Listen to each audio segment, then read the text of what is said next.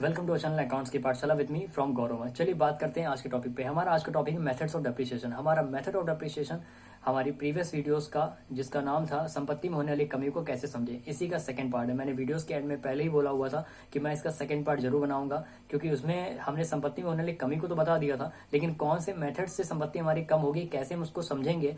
इसी पर्पस में मेरे पास बहुत सारे लोगों के कमेंट भी आए थे कि उन्होंने मुझसे पूछा कि कौन सी एसेट्स को हम लोग कैसे हम लोग उसकी डेप्रिशिएट कर सकते हैं, कौन सी एसेट को हम लें, कैसे उसकी सैल्वेज वैल्यू निकालें। तो इन सभी सवालों के जवाब आपको वीडियो के एंड में मिल जाएंगे। मैंने अलग अलग मेथड के लिए अलग अलग एसेट्स का यूज करा हुआ है, तो आई होप कि आप लोगों को इस वीडियो में समझ में आएगा। और अगर आपने हमारी प्रीवियस वीडियोस को नहीं देखा हुआ तो प्लीज डिस्क्रिप्शन बॉक्स में मैंने इसका लिंक डाल दिया है, आप इसको ओपन करके प्रीवियस वीडियोस को देख सकते हैं। क्योंकि अगर आपने वो वीडियो नहीं देखी हुई है तो आई थिंक ये वीडियो आपको समझ में बिल्कुल भी नहीं आएगी।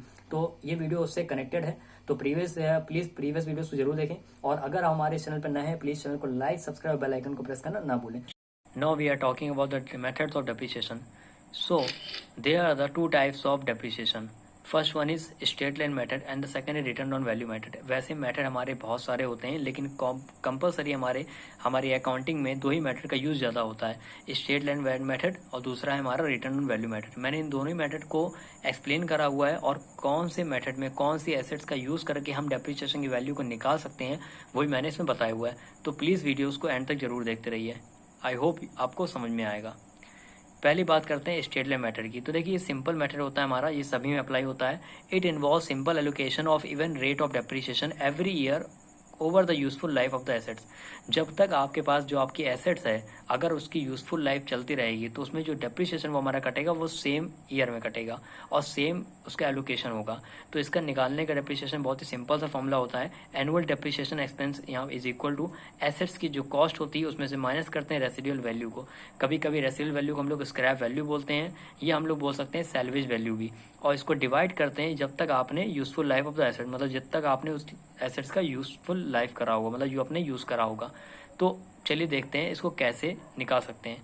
तो देखिए यहाँ पर एक सिंपल सा क्वेश्चन है, मैंने उसके थ्रू इसको निकालने की कोशिश करी है। जैसे माना गया है सपोज एक मैन्युफैक्चरिंग कंपनी है, परचेज करती है मशीनरी को 1 लाख रुपीज़ की और इसकी जो यूजफुल लाइफ है मशीनरी की वो 10 साल है। जब भी आप कोई सामान लेते हैं या कोई एसेट लेते हैं तो आप एक कॉमन सेंस लगाते हैं कि हाँ ये कम से कम 10 साल या 5 साल तो हमारी चल जाएगी।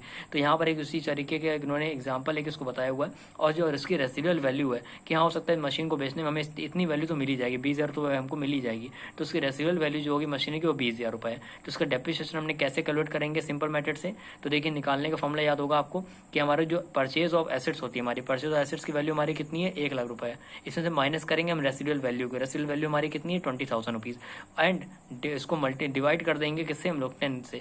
10 हमारे पास क्या है number of useful life of the year, हमारे पास क्या है ये हमारे यूजफुल लाइफ हमारा है जिसमें जो 10 साल से हम लोग उसको डिवाइड करेंगे तो हमारा आंसर आ जाएगा 8,000 रुपीज।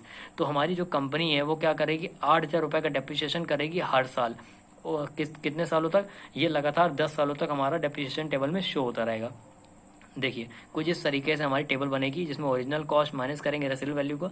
80,000 रुपये में 8,000 रुपये का देखिए 10 साल तक लगातार इसमें चलता रहा है। पहले साल, second year, third year, fourth year, fifth year, 6th year, 7th year, 8th year, 9th year, 10th year. तो लगातार 10 सालों तक हमने क्या करा, डेप्रिसिएशन की जो हमारा एक्सपेंस है वो हमारा कितना हुआ 8,000 रुपये हमारा फिक्स हो गया। तो ये हमारा जो डेप्रिसिएशन का मेथड हमारा फिक्स हो जाएगा, इसको हम लोग बोलेंगे स्ट्रेट लाइन मेथड के थ्रू बोलेंगे।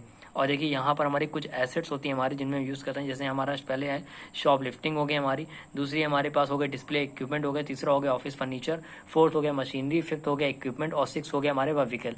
तो इनमें आप किसी भी एसेट्स में आप इस मेथड को यूज़ कर सकते हैं और इसका सिंपली आप चाहें तो इसका डेप्रिसिएशन निकाल सकते हैं।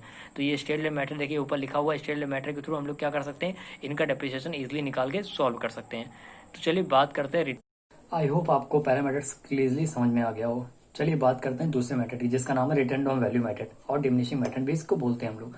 तो अगर अभी भी आपने हमारे चैनल को लाइक और सब्सक्राइब नहीं करा तो प्लीज चैनल को लाइक और सब्सक्राइब करके बेल आइकन को प्रेस करना ना भूलें, जिससे आपको नोटिफिकेशन हमारी मिलती रहे। Thank you so much. चलिए बात करते हैं दूसरे मेथड की जिसका नाम है return on value method. Return on value method that means इसको बोलते हैं डिमिनिशिंग बैलेंस मेथड के नाम से बोलते हैं। इस मेथड में हम लोग समझते हैं डेप्रिसिएशन जो हमारा चार्ज होता है वो एक फिक्स परसेंटेज के अकॉर्डिंग होता है on the return on value of assets every year, जो कि क्या होती है हर साल हमारी एसेट्स की जो वैल्यू होती है वो डे बाय डे क्या होती है डाउन हो जाती है। Hence it is called the return on value method. Return on value is the book value of the assets. अब जो हमारी रिटर्न ऑन वैल्यू होगी उससे क्या क्या होगा, हमारी जो एसेट्स की वैल्यू होगी, जो हमारी बुक वैल्यू होगी एसेट्स की, वो भी क्या होगी, डे बाय डे डाउन होती चली जाएगी। जो ओरिजिनल कॉस्ट होती है हमारी एसेट्स की, उसमें से माइनस होता है depreciation up to the previous accounting period के अकॉर्डिंग। सो शायद अभी आपको ये डेफिनेशन क्लियर नहीं हो रही होगी, तो मैं इसी स्टेटमेंट मैटर के एग्जांपल से ही रिटर्न ऑफ वैल्यू को सॉल्व करने का बताता हूँ तरीका आपको। देखिए यहाँ पर सेम एग्जांपल है, बस मैंने यहाँ पर चेंज करा हो रिटर्न ऑन वैल्यू मेथड को।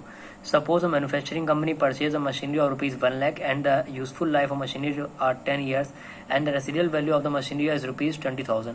Solve above question from return on value method. मैंने बस यहाँ पर एक लाइन ऐड करी हुई है, अबव जो क्वेश्चन हमारा है उसको रिटर्न ऑन वैल्यू मेथड से हमें सॉल्व आउट करना है।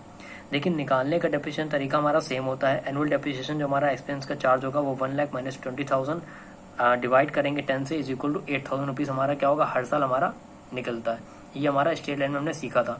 लेकिन यहाँ पर हमने सिर्फ पहले साल के डेप्रिसिएशन को हमने कैलकुलेट करके निकाल दिया है, क्योंकि हमारे पास क्या है, यहाँ पर 8,000 रुपये की हमारी पास डेप्रिसिएशन वैल्यू आ चुकी है। अब देखते हैं कि इसको कैसे हम लोग सॉल्व करते हैं। तो मैंने इसके पीछे इसका सोल्यूशन करा हुआ है, देखिए समझिए। यहाँ पर देखिए पहले साल में 80,000 रुपीज़ में हम लोग क्या कर रहे हैं, 8,000 रुपीज़ को क्या कर रहे हैं, यहाँ पर लेस कर रहे हैं, और वहाँ वो अमाउंट हमारा कितना बच रहा है, 72,000 हमारा अमाउंट बच रहा है। और देखिए डेप्रिसिएशन हमारा कितना कैलकुलेट हुआ है, हमारा 8,000 रुपीज़ कैलकुलेट हुआ है। यही सेम प्रोसीजर हम लोग क्या करेंगे, 70,000 में 7,200 हम लोग क्या करेंगे, लेस करेंगे, 64,800 बचेगा। और यहाँ पर डेप्रिसिएशन का अमाउंट देखिए फिर चेंज हो गया 7,200। अब यहाँ पर देखिए जो 64,800 अमाउंट था हमारा तीसरे साल जाएगा, हमारा इसमें डेप्रिसिएशन वैल्यू क्या हो जाएगी, 6,480 क्या हो जाएगी, लेस हो जाएगी। अब यहाँ पर जो अमाउंट आएगा वो 58,320 हो रहा है। और यहाँ पर देखिए जो डेप्रिसिएशन हमारा जो हमने इस बार लेस करा वो हमारा डेप्रिसिएशन यहाँ चार्ज हो गया। अब आप देख रहे होंगे यहाँ पर हर साल क्या हो रहा है, डेप्रिसिएशन की वैल्यू क्या हो रही है, कम होती चली जा रही है, जिसे ही हम लोग बोलते हैं रिटर्न ऑन वैल्यू मेथड।